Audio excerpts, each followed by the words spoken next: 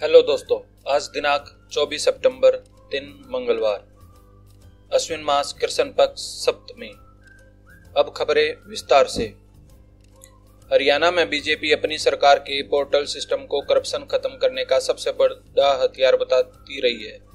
दूसरी ओर कांग्रेस इसे खत्म करने का वादा कर रही है।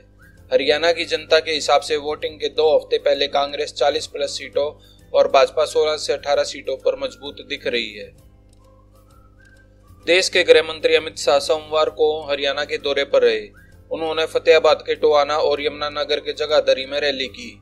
अमित शाह ने कहा कि कांग्रेस दलित विरोधी पार्टी है। केंद्रीय मंत्री ने कहा कि हम अग्निवीरों को पक्की नौकरी और पेंशन वाली देने की गारंटी दे चुके हैं। मोदी जी हैं तो सब मुमकिन है। हरियाणा में विधानसभा चुनाव के चलते आज अंबाला में पूर्व सीएम भूपेंद्र सिंह हुड्डा ने एक चुनावी रैली को संबोधित किया। इस दौरान उन्होंने ऐलान करते हुए कहा कि अगर कांग्रेस की सरकार बनती है तो अंबाला में बंद शंभू बॉर्डर को खोल दिया जाएगा। उन्होंने कहा कि मैं जहां भी जाता हूं मुझे यही नारे सुनने को मिलते हैं कि कांग्रेस आ रही है और भाजपा जा रही है। हरियाणा के पलवल में होडल विधानसभा सीट से भाजपा प्रत्याशी हरेंद्र रामरतन ने पुरुषों और महिलाओं के सामने दंडवत प्रणाम किया और वोट मांगे। भाजपा प्रत्याशी हरेंद्र रामरतन जब सोंदगांव पहुंचे तो उन्होंने ऐतिहासिक लाल मंदिर में माथा टेका और आशीर्वाद लिया।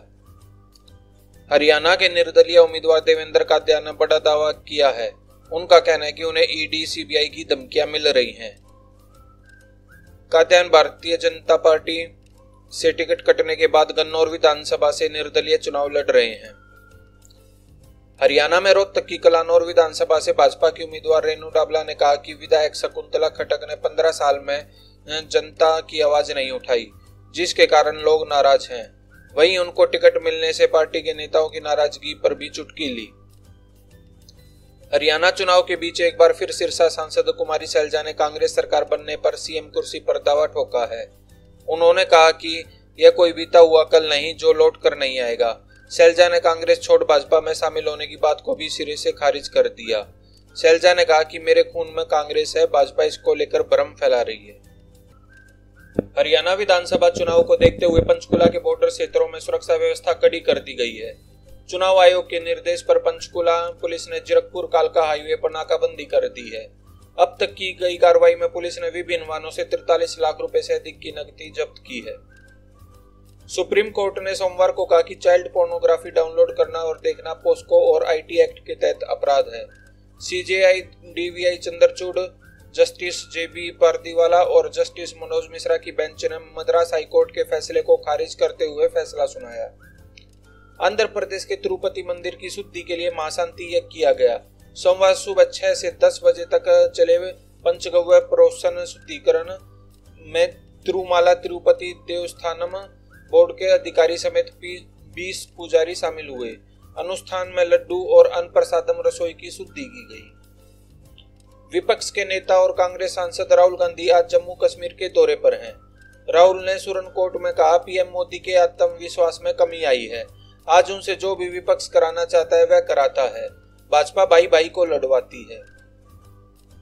केंद्रीय मंत्री नितिन गडकरी ने रविवार को नागपुर में एक कार्यक्रम में कहा, केंद्र में भाजपा चौथी बार सरकार बनाए इसकी कोई गारंटी नहीं है, लेकिन हमारे सहयोगी रिपब्लिकन पार्टी ऑफ इंडिया के चीफ रामदास अठावले अगली सरकार में मंत्री जरूर बनेंगे।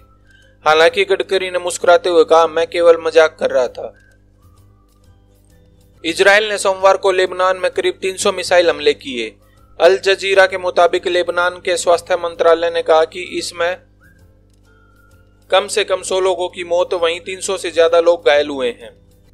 इस हमले के बाद लेबनान में 2 दिनों तक स्कूल बंद कर दिए गए हैं। इजराइल के मिलिट्री इंटेलिजेंस ने दावा किया कि हमास लीडर यामास सिनवार की मौत हो चुकी है। टाइम्स ऑफ इजराइल के मुताबिक सिनवार पिछले कुछ समय से लापता है, उसका किसी से कोई संपर्क नहीं हुआ है। आर्टिफिशियल इंटेलिजेंस 6 सालों के भीतर 30 करोड़ लोगों की नौकरियां खा सकती है। यानी जो काम आज 30 करोड़ लोग कर रहे हैं वो 2030 तक मशीनें करने लगेंगी। अमेरिका के पूर्व राष्ट्रपति डोनाल्ड ट्रंप ने कहा कि अगर वे इस बार राष्ट्रपति चुनाव हार गए तो फिर दोबारा चुनाव नहीं लड़ेंगे। ट्रंप ने कहा, मुझे नहीं लगता कि ऐसा होगा, मैं दोबारा चुनाव नहीं लड़ूंगा। हालांकि मुझे उम्मीद है कि हम इस बार जरूर सफल होंगे।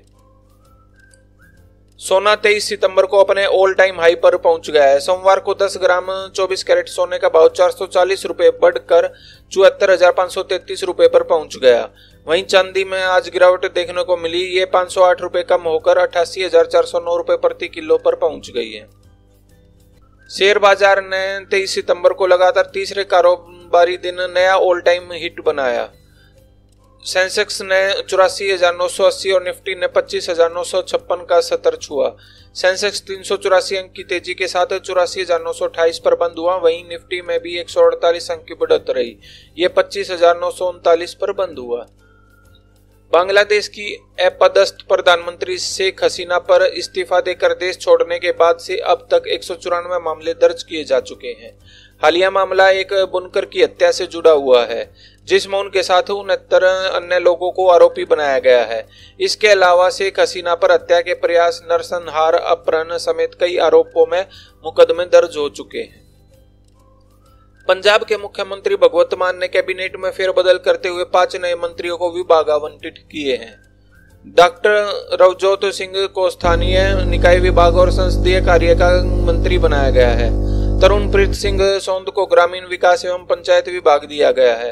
लालजीत बुल्लर को जेल विभाग की जिम्मेदारी सौंपी गई है। हरजोत बैंस को लोक संपर्क विभाग भी सौंपा गया है। वाराणसी आगरा वंदे भारत एक्सप्रेस में पूर्वोत्तर रेलवे के लोको पायलट गार्ड की ड्यूटी लगाने की मांग को लेकर सोमवार को रेल कर्मियों ने रेल पटरी पर धरना दिया। रेल कर्मियों का कहना है कि इस ट्रेन में एनसीआर के कर्मचारियों की ड्यूटी लगी हुई है, जबकि उन्हें अपने सेक्शन की पूरी जानकारी है। धरना समाप्त होने के बाद वंदे भारत अपने निर्धारित समय दोपहर 3:20 पर बनारस से आगरा के लिए रवाना हुई। तो दोस्तों, आपको हमारी ये वीडियो कैसी लगी? अगर आपको हमारी ये वीडियो अच्छी लगी हो तो लाइक, शेयर और सब्सक्राइब करना ना भूलें। Thanks for watching.